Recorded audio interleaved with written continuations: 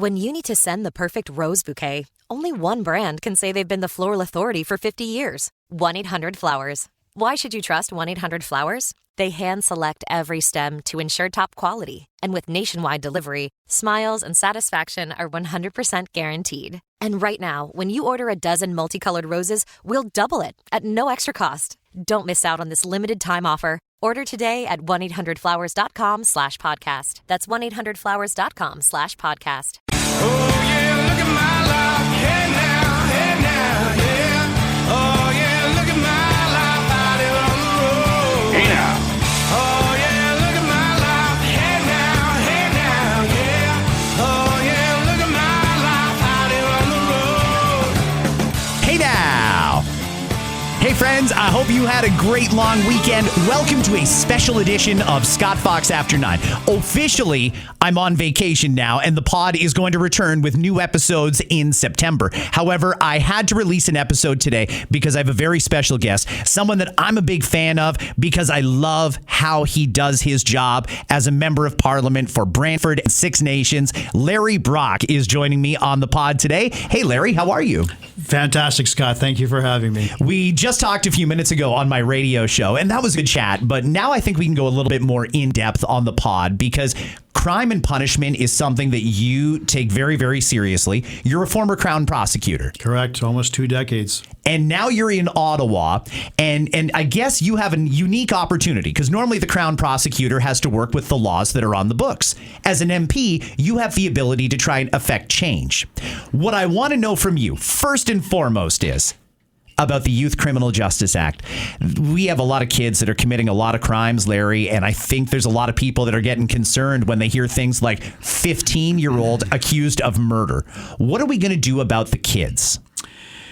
It is high time that we either amended the existing Youth Criminal Justice Act, either amend it with appropriate penalties and sanctions, or review it for its ineffectiveness dealing with the rising levels of crime that we see in Canada right now, or we look at replacing the legislation in and of itself.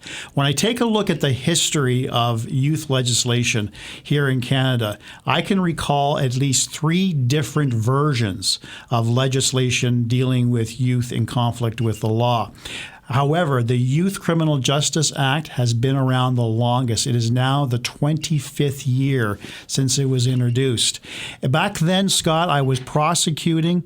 I was dealing with youth who were involved in minor criminal issues, mischief, spray painting, trespass, shoplifting, minor assault skirmishes with other peers. You never heard of youth picking up guns and shooting people, picking up knives and stabbing indiscriminately, or even killing people on a first-degree murder basis. This is what is happening right now, and it's reflective, quite frankly, of the last 11 years of failed liberal criminal policy and legislation that does not provide the necessary deterrent to youth and adult alike. I'm glad you mentioned that because it seems like over the last year, we've been having a conversation about crime and punishment. It was a major election issue just over a year ago, and I think that all Canadians agreed we want to see some changes. So now the Liberals are saying, well, we passed this new bill.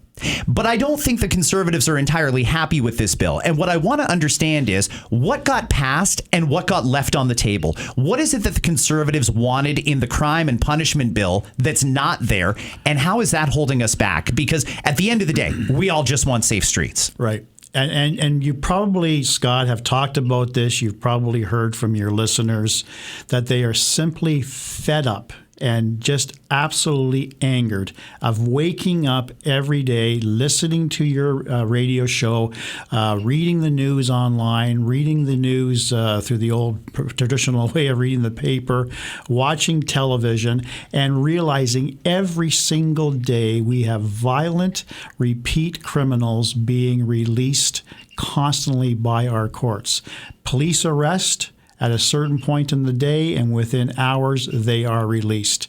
That is the catch and release that we often hear that's been bannered about as a particular slogan. It's not really a slogan because that really is the reality. Scott, I didn't see that when I was prosecuting. I was prosecuting in the trenches, in bail court, at least once, sometimes twice a week. There was an appropriate balance in terms of those that committed the same crime over and over again, or simply misbehaved while on bail. Those individuals were routinely denied bail. They were held in custody until they decided on what to do with the charges. Quite frankly, the statistics show, Scott, that when repeat violent criminals are detained and not released, the crime level actually goes down. Well, yeah, the bad guys are in jail where they belong. Precisely. That all changed under the Liberal government's amendments to the Criminal Code in 2019 through the passage of Bill 75. Inherent in Bill 75 was the principle of restraint that they introduced in the Criminal Code, which instructs judges and justices of the peace every day in this country, because bail court, I don't know if you knew this, Scott, runs every single day. It never takes a holiday. It instructs judges that you must, imperative language, you must release the accused at the earliest opportunity on the least restrictive conditions. That meant it doesn't matter what the person allegedly committed. It didn't matter about the aftermath to the community or the victim. It didn't matter about the offender's criminal record, which may have displayed a pattern of committing the same offense or a pattern of breaching court orders. And quite frankly, Scott, it didn't matter how many prior criminal releases, bail releases the person was on. Justin Trudeau and the Liberal government in 2019 to this day is instructing courts, you must release these individuals. But what I don't understand about bail is anybody who commits a crime and they'll go in front of the judge or the justice of the peace and they're going to say, okay, we're going to give you bail. But there's always restrictions of some kind. Presumably, if they get arrested again, they've violated one of those conditions. So I could see a violent repeat offender getting out on bail, but then getting caught again. I can't see releasing them twice. Like, what are these judges and JPs not understanding about violent repeat criminal offenders? And why aren't they prioritizing our safety, public safety? Why does it matter what these schmucks, what their rights are? You're absolutely correct. But that is what this Liberal government has instructed courts to this day to do. It doesn't matter how many releases. I'm reading now, Scott, very serious cases where people have been on close to a dozen prior releases, and they're breaching the same term over and over again and still getting bail. That, in my view, is not a balanced criminal justice system. This Liberal government, for the last 11 years, has prioritized the comfort, safety, and freedom of the accused at the expense of community and victim safety. Conservatives will end that. And that is why, to your original question, why are we opposed to the government's current bill, Bill C-14? Because they did not eliminate the principle of restraint. That's what it is. That's what's missing, right? So let's say, for example, I don't know, randomly there happens to be a fall election and the Conservatives win. What more can you guys do? Is it just removing the principle of restraint, or is there more that you can do so that people can wake up in the morning and know that their kid can walk to school and they're not going to get run over, or they're not going to get kidnapped, and they're not going to get shot in their lunch break on Yonge Street? In the last election, our leader, Pierre Poilievre, has promised that a Conservative government will introduce the largest crackdown on criminal reforms that this country has ever seen. We experienced law and order under Stephen Harper.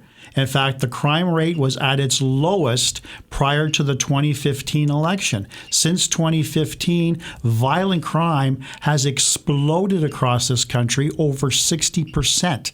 I can get into the real weeds and nitpick the actual offenses itself, but everything is rising. Scott, it's because of this approach to criminal justice reform that does not provide the balance. You may want to ask the question, Scott, it's a really good question, why I decided to leave the comfort of the Ontario Crown Attorney system. I was sick and tired and fed up of seeing all our efforts, the Crowns in my office doing the right thing day after day, the police doing the right thing, often putting their lives on the line to ensure our safety, to have a lawful, peaceful existence here in Brantford. I was sick and tired of what I was seeing, and I said, if I can't change from within, I have to change from outside. I have to become a legislator. That's why I made the decision to leave behind my almost 30-year career in criminal defense and criminal prosecutions and became the MP for this city. Well, you certainly walk the walk. I mean, you have definitely put a laser focus on these crime and punishment issues, and I'm glad to hear that there is a plan. But I mean, how much longer can we go like this? When's the election? That's a question that people ask me all the time. I wish it was yesterday, Scott. Mm-hmm. We are ready. We are laser focused on doing the things that are necessary to improve not only community safety, but also more importantly, and this is another reason why I decided to leave the Crown Attorney system and become a politician. I was tired of hearing victims not finding a place in our justice system. They said it's not a justice system to us. It's simply a legal system because we are often ignored. They lost trust. They lost confidence. And when you lose trust and confidence in our federal institutions, particularly our justice system, something is seriously wrong. I have been beating the drum as loudly as I can as the proud member of Parliament for this riding, trying to convince this government that this approach, their approach, is not working. It's not placating the concerns of Canadians. We want them to do what is necessary. Let's face it, the number one job, Scott, of any federal government is to keep us safe. Number one. Yep. At all times. Mm-hmm. And they have been derelict in that responsibility for the last 11 years. But what I don't understand is, you've got a justice minister there. Sean Fraser is the justice minister. And he, with a straight face, will look into the camera and say, we're doing everything we can for public safety and to keep the bad guys behind bars. But in reality, what they've done doesn't actually match that rhetoric. No. I mean, it seems like this is still a big problem. No. People may think, oh, well, they solved the problem. But I don't think that they have.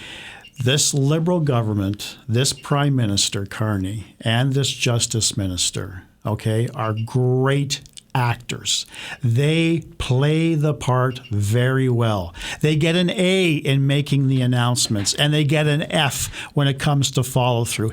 That same Justice Minister that you just referenced, not too long ago, I would say probably shortly after the 25 election, stood proudly in front of cameras, stood proudly in the House of Commons, and accused us of spreading rumors and rage baiting and getting people all alarmed over nothing, because in his view was the justice system reforms are not the federal responsibility. He was blaming the provinces. He was blaming judges. He was blaming justices of the peace, forgetting one thing, Scott, that all of those judges, all of those police officers follow one piece of statute. That's the Criminal Code of Canada, which is a federal piece of statute, right?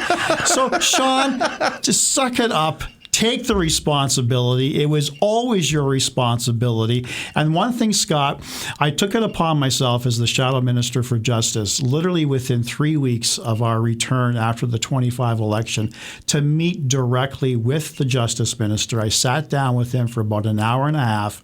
I said, Sean, I'm going to give you a laundry list of things that I believe would make a substantial difference in terms of improving our justice system, improving trust, accountability, and ensuring that there was a balance in our justice system, holding the repeat violent offenders appropriately and also protecting community and victim privacy and rights.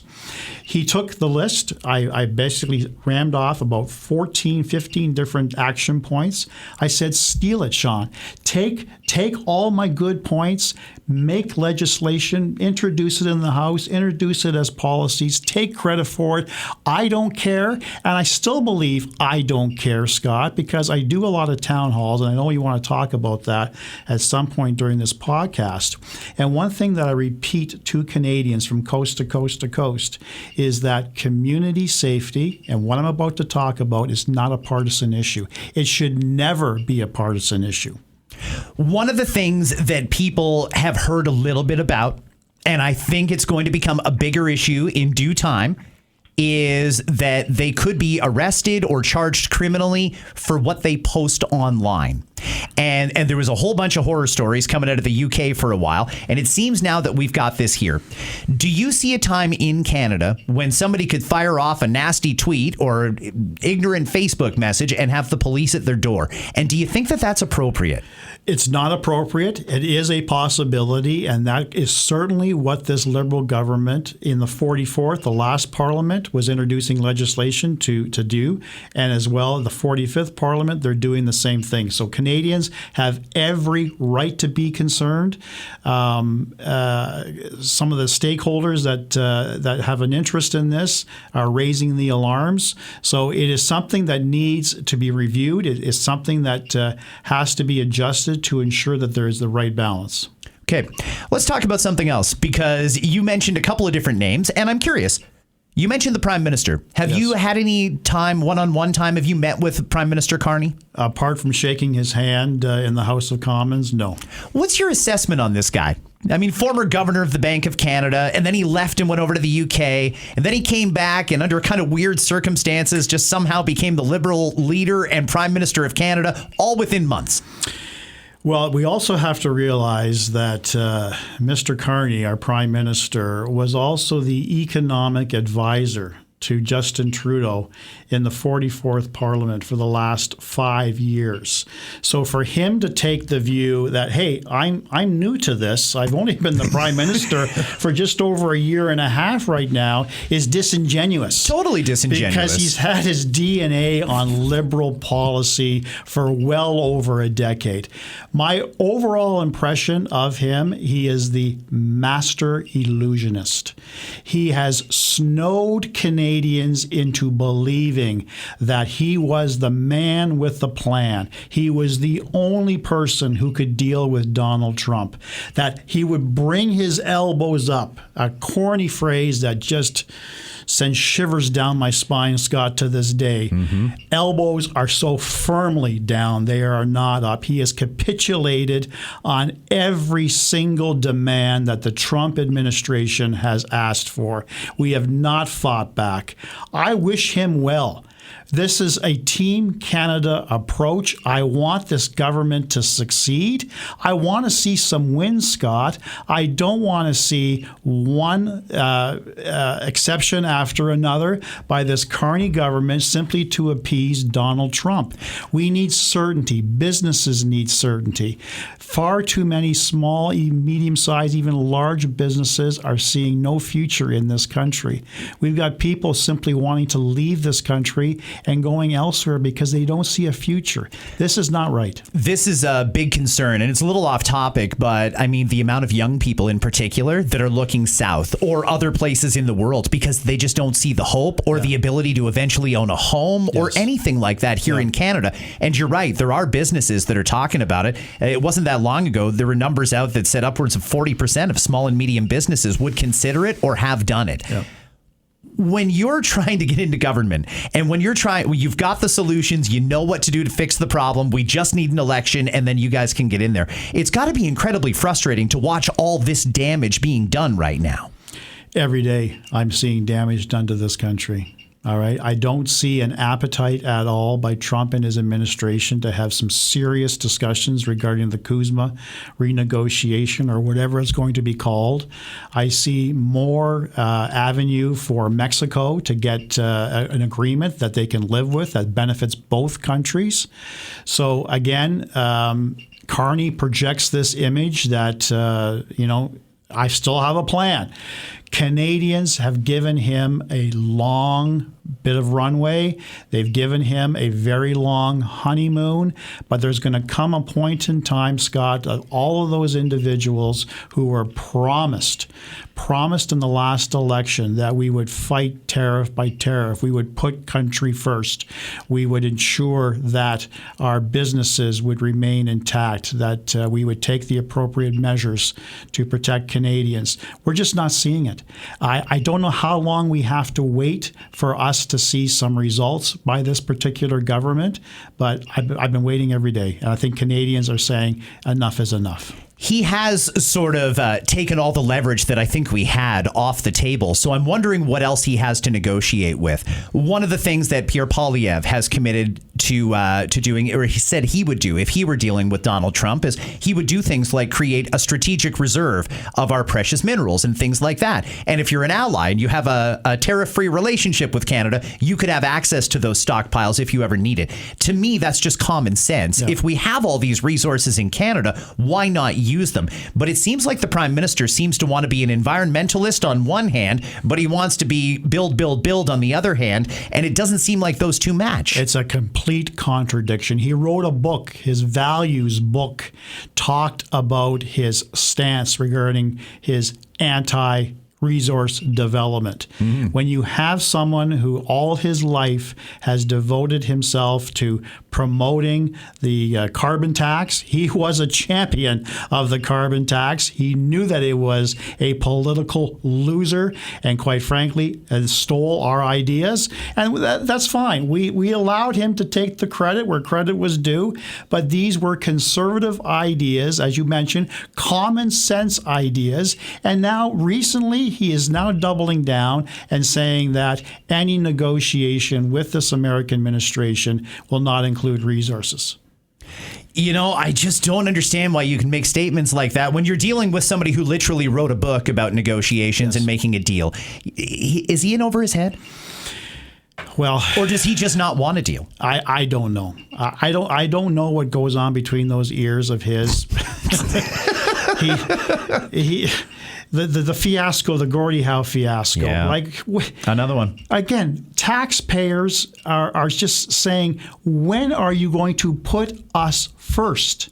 We paid billions of dollars for that bridge. You promised us that there would be no profit sharing with the United States until our debt was repaid in full. That taxpayer debt is not going to be repaid in full. Even after 15 years of profit sharing and sharing of the expenses, we are still going to be looking for reimbursement. So that is just one example, Scott. I guess the biggest problem I have with this Carney government, with the Liberal government, is their lack of focus, their lack of respect for taxpayer money. Where is this whole prospect of having a balanced budget? Where have we gone off the rails in 11 years? Talking about, again, he uses a lot of word salad to describe his economic approach. But at the end of the day, it is a lack of respect for taxpayer money. Just one other case in point. We have sent over $135 million to the country of Ghana to help with the modernization of their agricultural sector by sending them motorcycles and scooters. Scott, $135 million to Ghana for scooters. Can you imagine what that would do with food banks across this country? Our local food bank here in Brantford is seeing staggering numbers. Yeah. He promised Canadians that he would be judged by the grocery prices at our grocery store. And take a look at how our grocery prices have skyrocketed under his administration. It's crazy. Do you think, and I do want to switch gears and talk about Pierre Poilievre in a minute, but just with the Prime Minister for one more sec, do you think Canadians should read anything into the fact that his family still lives in America? Brookfield, he moved to America right before he took over as Prime Minister. He himself still has deep integration into America, even though he's sending the message to us, don't do anything American, don't even go there, don't buy anything from there, America's bad. I don't know. Is he a Canadian? Is he an American? Is he a European? He has got homes all over the world. Mm-hmm. We know that. Where is his loyalty? Right. As Prime Minister of a G7 country, loyalty should come to Canada first and foremost. You're right about Brookfield. He still has a blind trust in terms of Brookfield's assets and profits.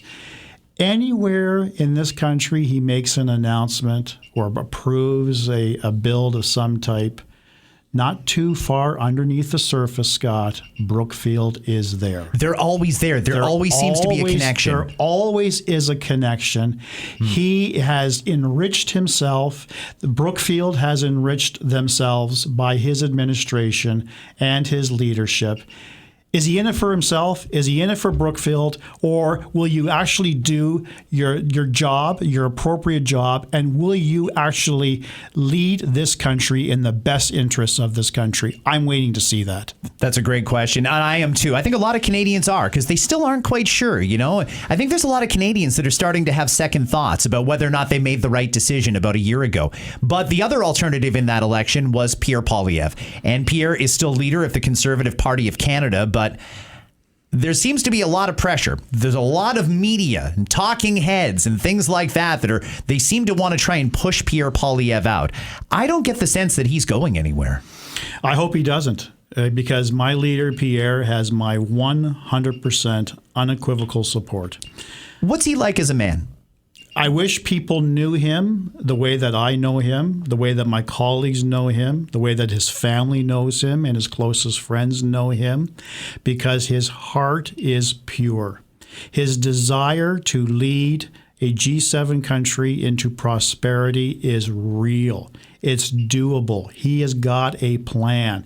He's got a plan for the first 100 days, the first 6 months, the first year of his administration. He is a serious politician. All the negativity about all he's known all his life is politics. Why is that a negative? Why do we have to have someone like Mark Carney, who's been on the economic stage and in the banking sector for decades? Why does that trump someone's, pardon the pun? Got to be careful where you say Trump these days. Why does that ever trump the experience that Pierre Poilievre brings to the position, a potential as leader of His Majesty's official opposition, as a member of a previous Conservative majority government, as a cabinet minister? He has the acumen, he has the intelligence, he has the passion, he has the drive to make a tangible difference in the lives of Canadians. I wish people who are listening to this podcast would actually take the time and listen to your podcast, listen to other conservative-minded podcasts, and not take through like drinking through a fire hose the mainstream media's approach to politics and their characterization of the man that I know at a level that I wish every Canadian would. I just wish people would run it through the common sense filter. You know, I mean, if there's that many people saying he's got to go, he's got to go, he's got to go. I mean, the Liberals want to win. You'd think that if he was that bad, they'd want to run against him. They don't. They want him gone. And I have to think that's because they know that Pierre is a threat. And he is definitely electable as far as I can tell. You take away Trump, okay, we had almost a 30-point lead going into the winter of 2025. Trump, his comments about Canada and the 51st state, all right, scared a lot of Canadians, and appropriately so. Sure. All right. Given how unpredictable the man is, I definitely could see a lot of Canadians saying, what happens if they invaded our country? Could this happen? So the Liberal government, the Liberal Party at that time, appointing Carney, captured all of that negativity and fear and the mongering that was going on down south and created a different narrative in the 2025 election. We still had affordability issues, Scott. Yeah. We still had crime issues. We still had businesses suffering. All right. None of these issues were simply unique and new to the 2025 election. They were basically leading up to the departure of Justin Trudeau. But Carney focused in on Canadians' fear and placated that fear with this illusion that you can't trust someone who is Trump-like.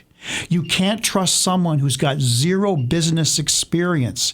You need to trust someone who's been on the world stage, who's negotiated agreements, who's been in boardrooms, who knows how to deal with bullies. And that's how they framed Donald Trump, and they still frame him in that fashion. But where is that promise? Where is that man? Where is that vision that Canadians put their trust in? They wanted to see results. 18, 19 months removed, Scott, we've seen nothing. He promised to build at paces this country has never seen. He said it was a wartime effort. It's a wartime effort. He promised to build 500,000 homes, Scott. We're not even close to 20,000 at this point. Not even close. Okay. He's a scam artist. Yeah. And I'll use that phrase proudly. Our Prime Minister scammed this country into believing he was the one that would deliver prosperity. You said Pierre has a plan for the first few days, the first 100 days, the first whatever. When you look at all of the different issues, and I mean from crime to the economy to immigration to you name it, I mean, the dumpster is on fire. How do you decide which one is the most important? Which one goes first? That's a challenge. Yeah. I mean, there's a lot wrong. There is a lot wrong. And I like to say I could opine on every one of those aspects, Scott, but I like to basically stay in my lane and my sphere of influence. And that sphere of influence is criminal justice reform. Got it. Will there be more changes under a Poilievre government into crime and punishment? Oh, absolutely. There needs to be, right? Absolutely. We're not where we need to be to say that we have safe streets. We are not. And we can be. And we will be. The Harper government really wanted mandatory minimums. And I think most Canadians go to bed at night thinking that we have that. You know, if you kill somebody, you'll do at least this much time in jail. But in reality, we don't, because the courts have said no. And the courts seem to be somewhat of a problem. Do you think, and I don't expect you to answer on behalf of Pierre Poilievre or the Conservative Party, but do you think we're going to have to use the notwithstanding clause to get some of these common sense crime and punishment issues in that the public wants? We will. We will use the notwithstanding clause. Pierre has been very clear on that. We will use it exclusively for criminal justice issues. Right. We have urged the government to consider the use of the notwithstanding clause, particularly after some egregious Supreme Court of Canada decisions that were released over the last year. They flat out refused. They basically view the notwithstanding clause as a blunt instrument, forgetting the fact, Scott, that is part of our charter. Yeah, it's part of the charter. And the Canadian Charter of Rights and Freedom, Scott, would not exist but for Section 33, the notwithstanding clause.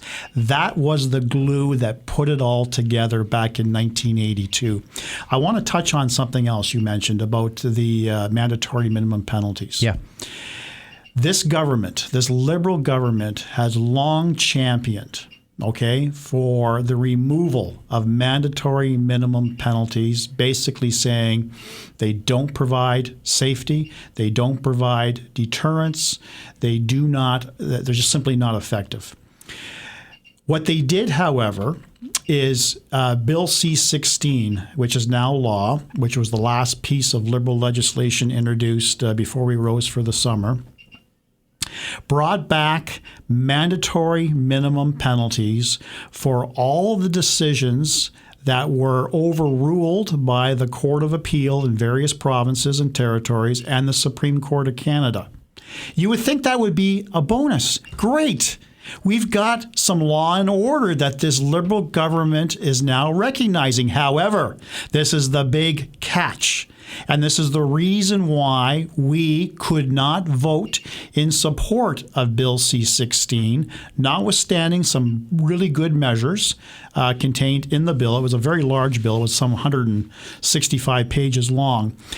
The government has now allowed judges to undercut mandatory minimum penalties, provided that they can conclude that the imposition of a mandatory minimum penalty could result in cruel and unusual punishment.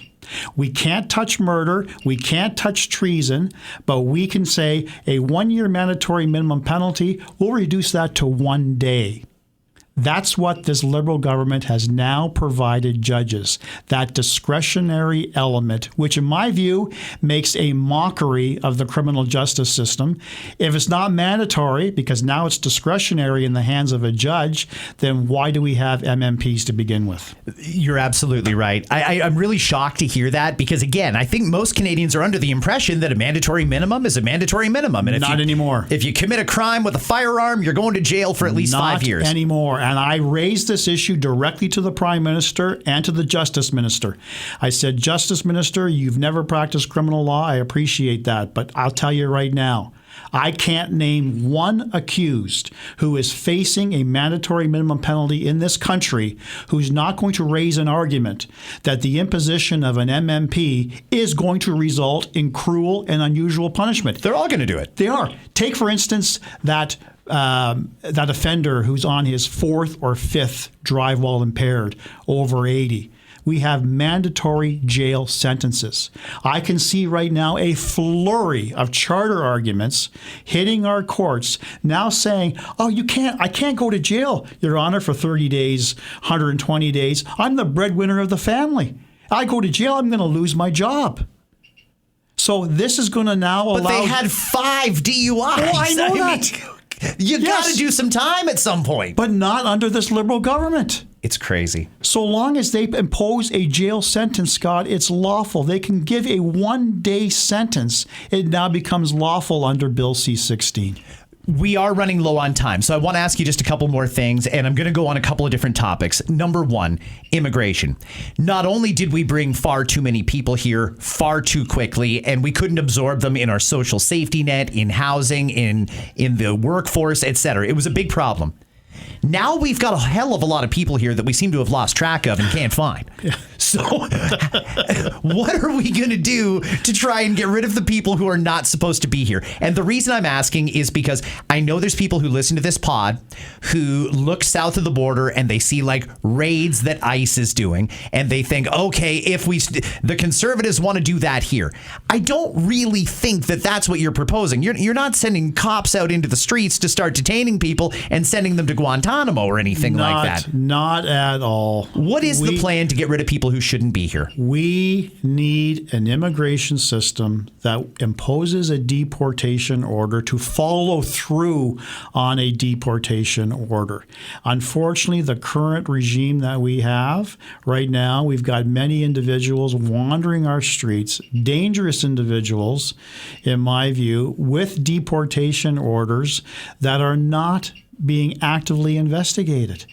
If someone is deemed to be a risk to Canadians and a deportation order issues, we as Canadians expect that law enforcement and other agencies involved in the enforcement of these orders to do their damn job. Simple, common sense. That's what we need to do. And you're right, we let in millions of individuals that we've lost track of, that this Liberal government, so inept, lost track of. More importantly, didn't do their due diligence.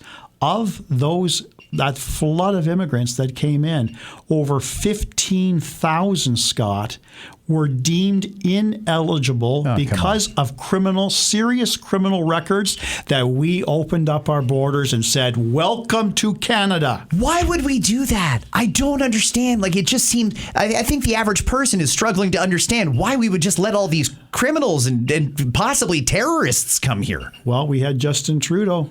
He made that famous tweet. For those fleeing prosecution and persecution in your home countries, our borders are open. Take a look at the mess in Quebec at Roxham Road. What a mess, Still right? exists to this day. Yeah. What are we going to do to restore affordability? Because there are so many people, middle-class Canadians, that are really, really struggling right now.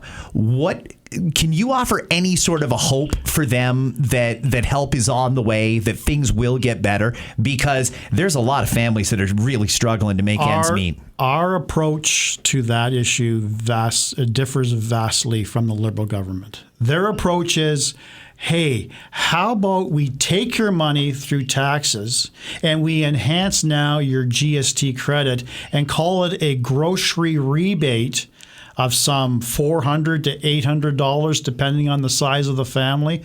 I don't know about you, Scott, if you're the shopper in your family, but $400 in my family, and I've only got 4, may give me a week's worth of groceries. Is that going to be satisfactory for the family for the rest of the year? No. Absolutely not. What we need to do is we need to balance our budget. We need to drive down our debt. We need to reduce the size of the federal public service. We need to reduce the over-reliance on outside contractors.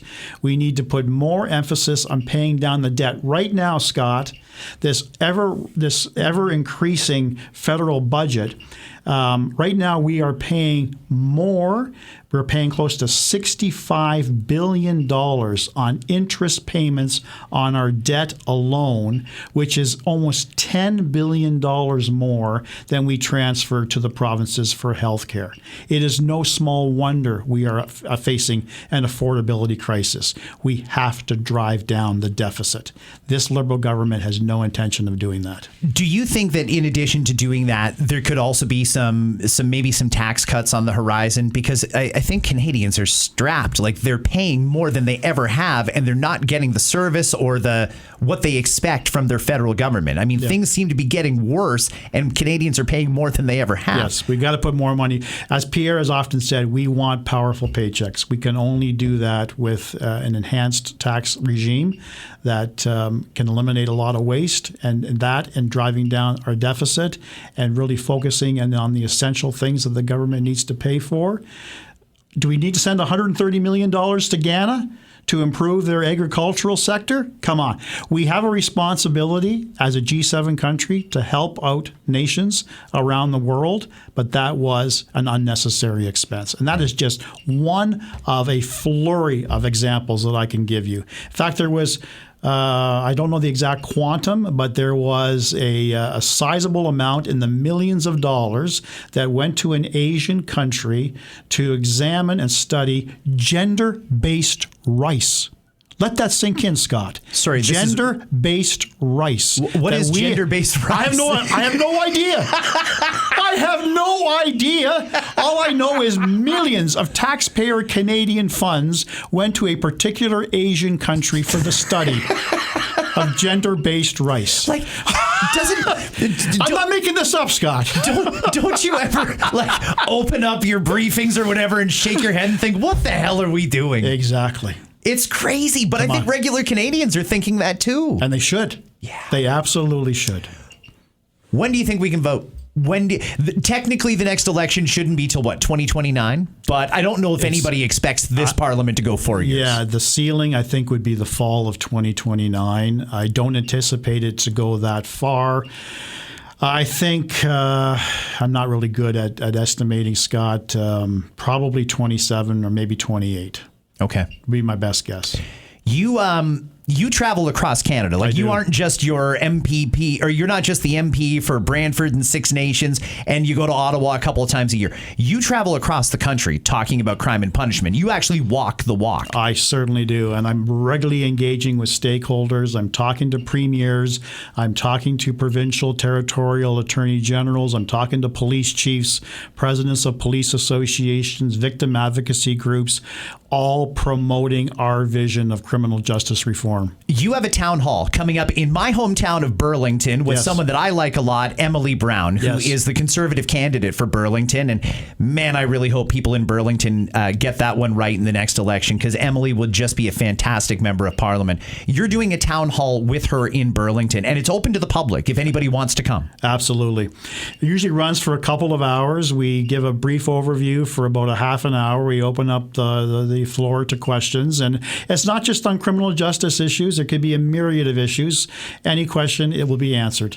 That town hall is taking place on Saturday, August 15th, 10:30 in the morning at the Burlington Central Library in the Centennial Room. That's on New Street for those who aren't sure. This is neat because you're a member of Parliament. People see you on TV all the time. Yeah. But you're actually going to go into a community, and you do this all the time. Yes. You are going to go in and you're going to talk to regular voters, not even people who can vote for you. You just want to talk about the issue and try and solve some problems here. So I encourage anyone who is available Saturday, August 15th, 10:30 a.m., the Burlington Central Library, go to one of these town halls. Yeah.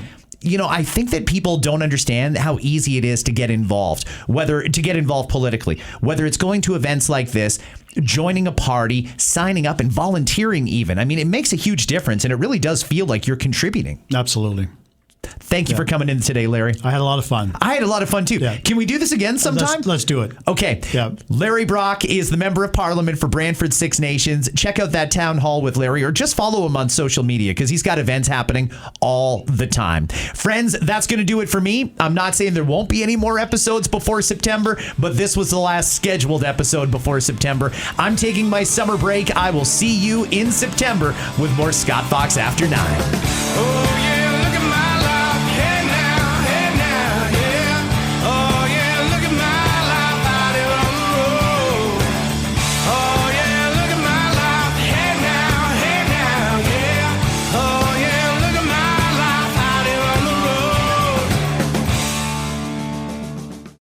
This summer, turn your gifting game up during the Summer Plant and Garden Sale at 1-800-Flowers.com. Right now, you can score up to 30% off succulents, bonsais, fresh-cut blooms, and more. Whether you're celebrating a birthday, sending a thank you, or a just-because surprise, 1-800-Flowers lets you save big on a stunning selection of gifts. Save up to 30% off during the Summer Plant and Garden Sale at 1-800-Flowers.com/podcast. That's 1-800-Flowers.com/podcast. Gift something unforgettable today.